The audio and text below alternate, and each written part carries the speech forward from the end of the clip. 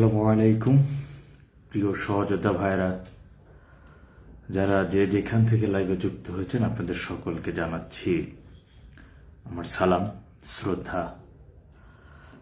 আমি জানি যে এই মুহূর্ত থেকে আমার সহযোদ্ধা ভাইরা তারা ভালো নেই, গৃহহীন।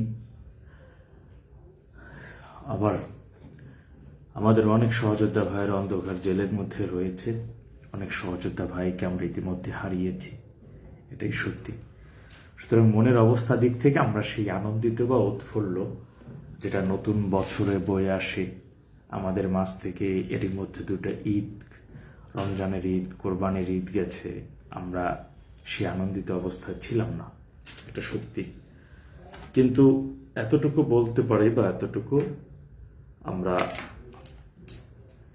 বলে আপনাদেরকে আশ্বস্ত করতে পারি, বিশেষ করে আমার তৃণমূলের ভাইয়েরা যারা রয়েছেন, আসলে দেশের জন্য কিছু করা বা দেশের জন্য কিছু করতে পারা এই ভাগ্যটা সবার হয় না। দেখুন, আমরা ঠিকই 24 আগস্ট শুরু থেকেই আমরা যারা বুঝতে পেরেছি যে না, এটা কোনো গণ অভ্যুত্থান ছিল না, এটা জঙ্গি হামলা ছিল, আমরা কিন্তু বুঝতে পেরেই দেশের জন্য আমরা সংগ্রামে নেমে পড়েছি।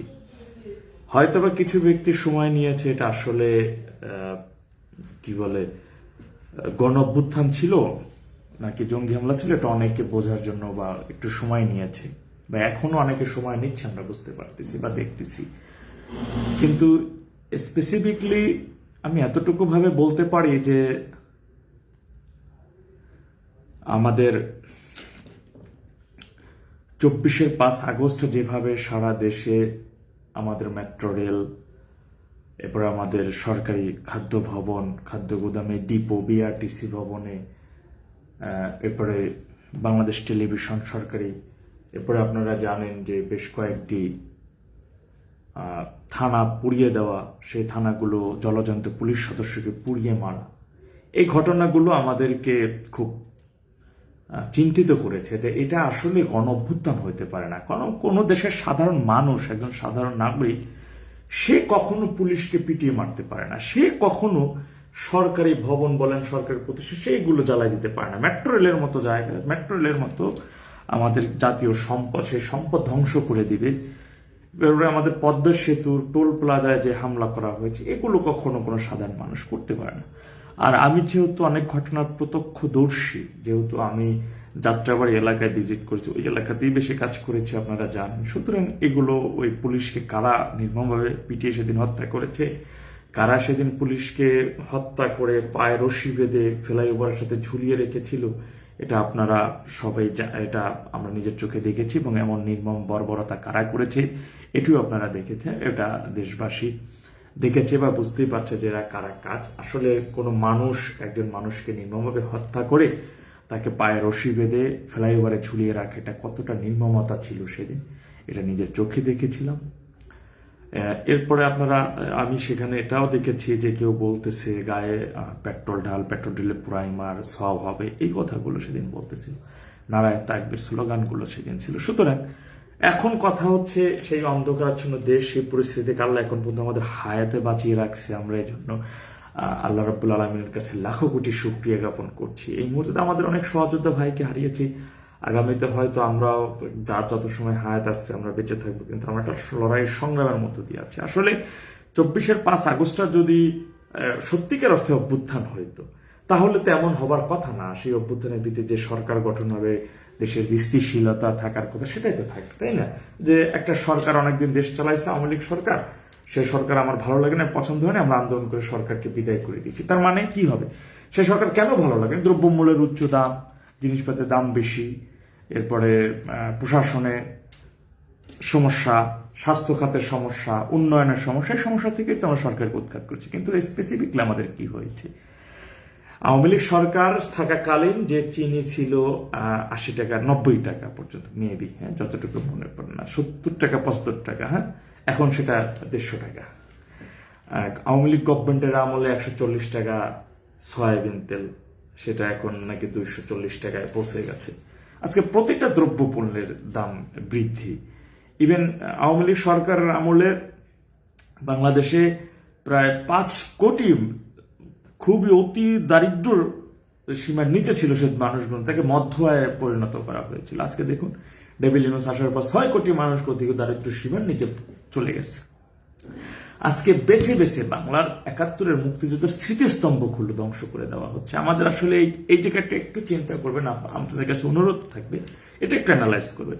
ওদের টার্গেট কিন্তু আওয়ামী লীগ, শেখ হাসিনা না, ওদের টার্গেট হচ্ছে 71 মুক্তিযুদ্ধের স্মৃতিস্তম্ভ, এটাই বঙ্গবন্ধু 32 নাম্বার, এটাই হচ্ছে ওদের টার্গেট। ওদের মূল টার্গেট হচ্ছে 71-এ ওরা পরাজিত হয়েছে, সুতরাং ওই যে ওরাই বলতেছে 54 বছর পর প্রতিশোধ নেওয়ার সুযোগ আসছে, জিতে নেওয়ার সুযোগ আসছে, সেই সুযোগটা তারা মূলত কাজে লাগানোর চেষ্টা করতেছে, আপনারা দেখতেছেন।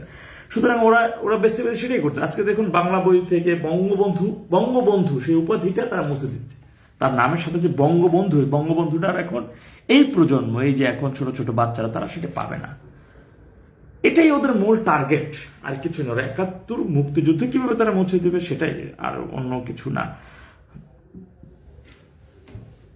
এই বিষয়গুলো আমাদের সবচাইতে বেশি অ্যানালাইজ করতে হবে, যে স্পেসিফিকলি আমাদের স্বাধীনতা পুনরুদ্ধার। আমাদের তো নেতৃত্বশীল বারবার বলেছেন যে না, আমাদের কি বলে যে আওয়ামী লীগ ক্ষমতায় আসার জন্য তারা আন্দোলন করছেন। আমাদের সংগ্রামটা আওয়ামী লীগকে ক্ষমতায় আনার জন্য না, আমাদের সংগ্রাম হচ্ছে এই মুহূর্তে যারা 71 মুক্তিযুদ্ধকে মুছে দিচ্ছে, যারা 71 মুক্তিযুদ্ধকে আঘাত আনছে। আজকে দেখুন না, বাংলাদেশের একটা উপজেলা আপনি দেখাতে পারবেন না যেখানে স্মৃতি বিজড়িত যে ইতিহাস, ঐতিহাসিকের যে ইতিহাস সেটা আছে। কিন্তু তারা কি বলে জানেন, বলে এই চেতনার ব্যবসা চলবে না। কিন্তু তারা কি চেতনা করতেছে? তারা তো 24-এর চেতনা বিক্রি করে খাইতেছে। 24-এর চেতনা না, তারা একটা কথাই বলে কি, 47 থেকে 24 মানুষ সুযোগ পায় না কথা বলার। তারা 71-এ তারা কখনো কথা বলে না। এই মুনাফেক জাতিটা তারা কিন্তু 47 সালে কখনো চায় নাই যে অখণ্ড ভারত ভেঙে কি বলে পাকিস্তান আর ভারত দুইটা রাষ্ট্র পরিণত হোক। তারা কিন্তু তখন 47 সালে কিন্তু তারা ভারতকে সমর্থন দিয়েছিল, তারা পাকিস্তান হোক সেটা চায় নাই। আবার 71 সালে তারা বাংলাদেশ হোক সেটা চায় নাই। এদের জন্মটাই হচ্ছে, দেখুন না, এদের ধর্মটা হচ্ছে 1941 সালে মওদুদি যে ইসলামটাকে কায়েম করতে চাইছিল। মওদুদির হাতে একটা লাঠি ছিল, সে লাঠিটাতে বলতো যে ইয়া মোহাম্মদ, তার যে শক্তি তার থেকে দ্বিগুণ শক্তি আমার এই লাঠির মধ্যে আছে, নাউজুবিল্লাহ। সুতরাং সে হচ্ছে সেই 41 সালে, দেখবেন এরাই বলে যে ইসলাম কোনো ধর্মের নাম না, এরাই ভেবে বলে ইসলাম কোনো ধর্মের নাম না, তারা সেভাবে বলে। সুতরাং এই মুনাফিকদের কাছ থেকে যদি আপনি এই ইসলামটাকে আমাদের রক্ষা করতে হবে, দেশ তো রক্ষা করতে হবে, সুতরাং ইসলামও আমাদের রক্ষা করা আমাদের ইমানি দায়িত্ব। তারা জানেন যে তারা যেভাবে মানুষকে জান্নাতের টিকিট দিতেছে, তারা বলতেছে যে দাঁড়িপাল্লায় ভোট দিলে জান্নাত পাওয়া যাবে, মুসলমান হইতে হলে জামাতে আসতে হবে বাজান, এছাড়া আর কোনো বিকল্প নাই, এটা তারা বলে। কিন্তু এখন প্রশ্ন যদি আপনি করেন, ভাই, যে ব্যক্তি চায়নার মুসলমান আছে, সিঙ্গাপুরের মুসলমান আছে, মালয়েশিয়ার মুসলমান আছে, তারা তো কখনো জামাতে দিবে না ভোট, তাদের জামাতে অংশগ্রহণ করবে না, যার দাঁড়িপাল্লায় ভোট দেবে, তারা কি সেই দেশের মুসলমানরা কি জান্নাতে যাবে না? সৌদির যে সকল মুসলমানরা দাঁড়িপাল্লায় ভোট দেবে না, ওই দেশে জামাত নাই, তার মানে কি তারা কি জান্নাতে যাইতে পারবে না? এই যে বিভ্রান্ত, এবং তারা এখন কি বলতেছে যে তারা স্বর্গের দূতের সাথে কথা হয়েছে, হিন্দুরা দাঁড়িপাল্লায় ভোট দিলে তারা স্বর্গে যাবে। নাউজুবিল্লাহ, বুঝেন এই কথাটা কোন দিকে এসে বলতেছে? তারা বলতেছে তারা ইসলামের পক্ষে। দেখেন চরমোনাই এই মুনাফিক গুলা বলতেছে ইসলামের পক্ষে, ইসলামকে বিজয়ী করবে। আরে ভাই, ইসলাম তো আপনারা জানেন 1500 বছর আগে ইসলামের বিজয় হয়েছে। ইসলামের বিজয় তো আমাদের মোহাম্মদ সাল্লাল্লাহু আলাইহি ওয়াসাল্লাম আমাদের দিয়ে গেছেন।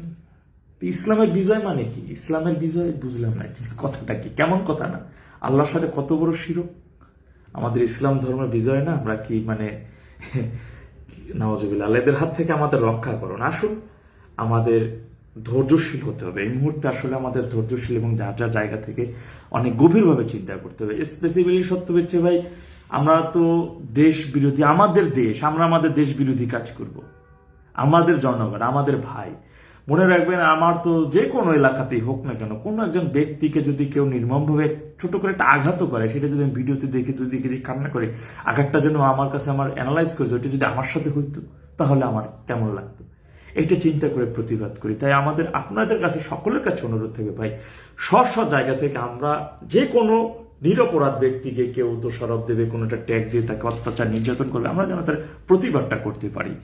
আমাদের ছোট ছোট অনেক পাপ আছে, দেখেন আমরা তো অনেকে নামাজ পড়ি না ঠিক মতো, এটা ঠিক, নামাজ পড়া হয় না, কিন্তু তারপর অন্য বিষয়গুলোতে মেনে চলার চেষ্টা করি ইনশাল্লাহ, এটা ঠিক যে, কিন্তু তারপর সেই জায়গা থেকে আমাদের সব জায়গা থেকে আমাদের উচিত সবার জায়গা থেকে যে যারা দেশের বিরুদ্ধে, যারা আমাদের ধর্মের বিরুদ্ধে, যারা আমাদের মানচিত্রের বিরুদ্ধে, সার্বভৌমত্বের বিরুদ্ধে আজকে অবস্থান নিয়েছে, তাদের বিরুদ্ধে আমাদের সোচ্চার হওয়া।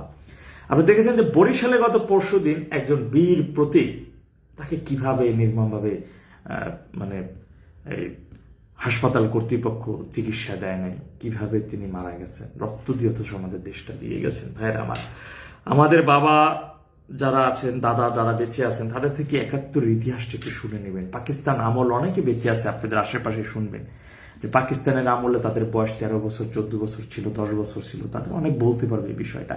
তাদের থেকে একটু শুনবেন কত লোমহর্ষক ঘটনা ছিল। ওরা পাকিস্তান নিজেদেরকে এত বড় ইসলাম দাবি করে, দেখেন তারা তো আমাদের দেশের 2 লক্ষ মা বোনকে ধর্ষণ করেছিল। কিভাবে? এটি ইসলামের কোথায় লেখা আছে? আজকে যারা স্বাধীনতা বিরোধী, যারা আজকে বলতেছে যে হাত দাঁড়িপাল্লায় ভোট দিলে জান্নাতে যাবেন, তারা আমাদের বোনদেরকে, আমাদের মুক্তিবাহিনী ভাইরা যখন যুদ্ধে গিয়েছিল, তাদের স্ত্রী, তাদের বোনদেরকে ধরে নিয়ে যাইতো রাজাকারদের, এই পাকিস্তানি মিলিটারির কাছে। ওরা হাত চেপে ধরতো আর পাকিস্তানি মিলিটারি ধর্ষণ করতো, আবার পরে ওরা ধর্ষণ করতো। এই তো ইসলাম নাকি ওদের? এইটাই মওদুদের ইসলাম, আমাদের ইসলাম, নবী মদিনার ইসলাম, আমাদের নবী করিম সাল্লাল্লাহু আলাইহি ওয়াসাল্লাম ইসলাম দিয়েছে, সেটা হচ্ছে শান্তির ধর্ম। সেটা কোরআন এবং নবী করিম সাল্লাল্লাহু আলাইহি ওয়াসাল্লাম দেখানোর পথের ইসলাম আর ওদের মওদুদ ইসলামের মধ্যে অনেক পার্থক্য ভাই।